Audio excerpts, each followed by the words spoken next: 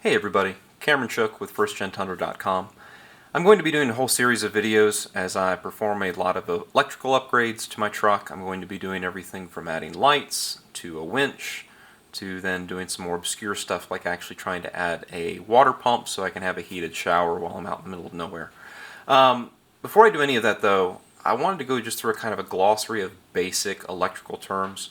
If you've never messed with electricity, if you've never messed with DC electronics, this is just the bare bones basics. This is not a master's class in electrical engineering.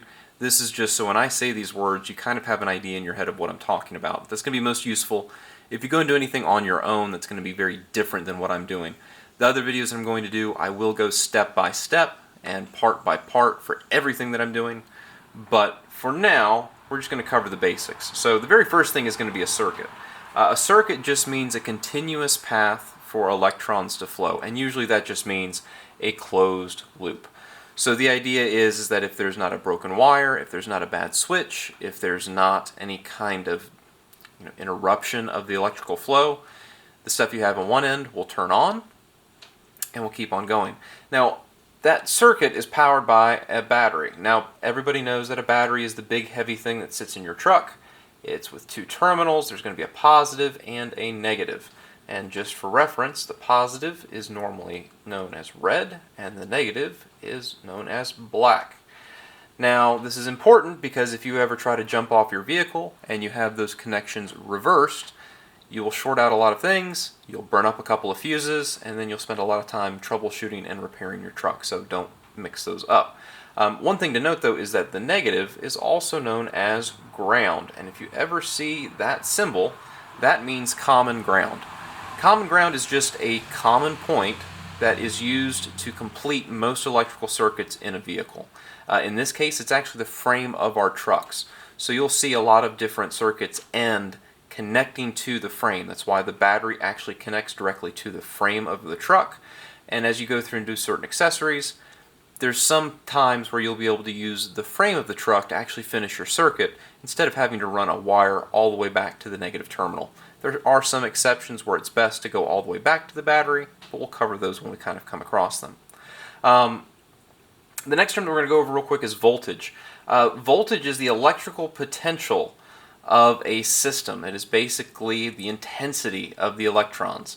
And if you have no idea what that means, and if you have no idea of how to visualize that, how it actually looks, don't blame you. It doesn't really make sense. However, the easiest way to think of almost everything electrical is to actually think about it in terms of water and how water works. So voltage is actually really similar to water pressure. So the idea here is that voltage is typically in 12 volt systems. It needs a minimum of 12 volts to work. So any kind of LED lights that you're going to run, water pumps, etc., they need a minimum of 12 volts. Typically batteries run from 13 to almost 14.5 volts. And so we'll cover troubleshooting at a later point, but all you really need to know is that as long as you're getting these voltages, you're probably okay. If you're not getting these voltages, there's a couple of different factors that could be causing issues. We'll cover that at a later point. The next term is going to be amperage, or amps. This is different than the amps you see talked about in audio systems. Those are amplifiers. Amperage is actually having to do with the flow of electrons. It's the volume of electrons flowing through a system. I like to think of this as water volume, or water flow. An interesting thing about amps is that it will actually change the amount of amps in a system based on what you connect to it. The draw, or the load, of whatever item you put on the end will cause a different amount of amps to flow through the system. For example, a winch can run 300 plus amps, whereas a small LED light could run as little as 0.5 amps. I say it just depends on the load. But the thing to keep in mind though is that as the load changes, your wire gauge has to change as well. Wire gauge is simply the thickness of the wire. It goes all the way from quadruple zero, or 000 gauge, all the way up to I think 32 gauge.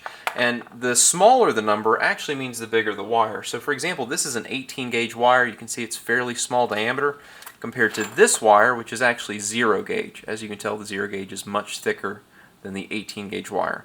And in general, the larger the gauge, the more amperage that it's able to handle. If you're ever wondering what amperage your wire gauge is going to necessitate, there's actually different tables you can look up online that will tell you not only the amount of amps that you need for a certain wire gauge, but also the length of the run. So the longer the length of wire that you have, typically you are going to have to go with a higher wire gauge.